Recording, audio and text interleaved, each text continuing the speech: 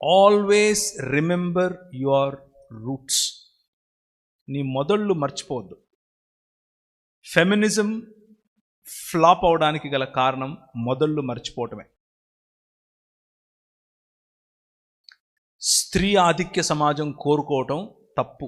అది మన మొదలు కాదు, అది మన రూట్ కాదు. స్త్రీ అహంకార సమాజం మన రూట్ కాదు. ఒక రకంగా చెప్పాలి అని అంటే హైదరాబాద్ లాంటి నగరాల్లో ఇప్పుడు స్త్రీ అహంకార సమాజం మొదలైంది.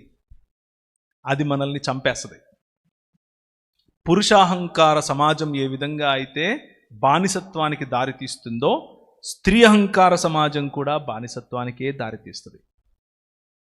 స్త్రీలైన మీరు దేవుడు మిమ్మల్ని సున్నిత హృదయులుగాను చాలా కేర్ అండ్ కంపాషన్ ఉన్న మనుషులుగాను చేశాడు. Don't lose that. వాడెవడో మీసాలు తిప్పాడని తొడలు కొట్టాడని మీరు మీ స్త్రీత్వాన్ని కోల్పోవద్దు. ఎస్తేరు రాజు సముఖానికి వెళ్ళింది తన ప్రజలను కాపాడుకోవటానికి. నీ మూలాలు నీ ప్రజల్లోనే ఉన్నాయి, నీ మూలాలు నీ కుటుంబంలోనే ఉన్నాయి.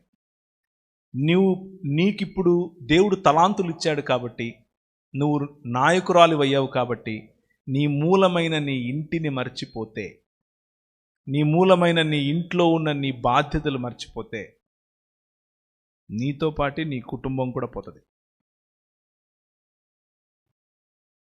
3 ఎంకరేజ్మెంట్ మాటలు చెప్పాను. 1 అంటే 4 పావుల్లో 1 పావు మిమ్మల్ని కొద్దిగా హెచ్చరిస్తున్నాను. వాక్యపరిచయం చేయండి, ఖండించండి, తప్పుదిద్దండి, సరిచేయండి, ప్రోత్సహించండి, అన్ని చేయండి, ఓకే. కానీ మూలాలు మరవద్దు. భర్తను మరవద్దు, పిల్లలను మరవద్దు. నీ మొదటి మినిస్ట్రీ నీ భర్త, ఊరు కాదు. నీ మొదటి మినిస్ట్రీ నీ పిల్లలు, ఊరు కాదు. నీ మొదటి మినిస్ట్రీ నీ అత్తమామలు, దేవుడు అప్పగించిన బాధ్యతలు అవి. కరెక్ట్.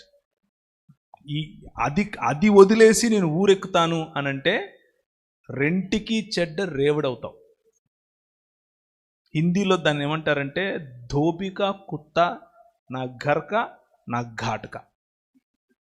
అంటే సాకలాయన కుక్క అట్లా ఇంట్లోనూ ఉండలేదంట, అట్లా రేవులోనూ ఉండలేదంట. ఇది పరిస్థితి. సో ఇది కొంచెం కాషియస్గా ఉండడం కోసం చెప్పాను.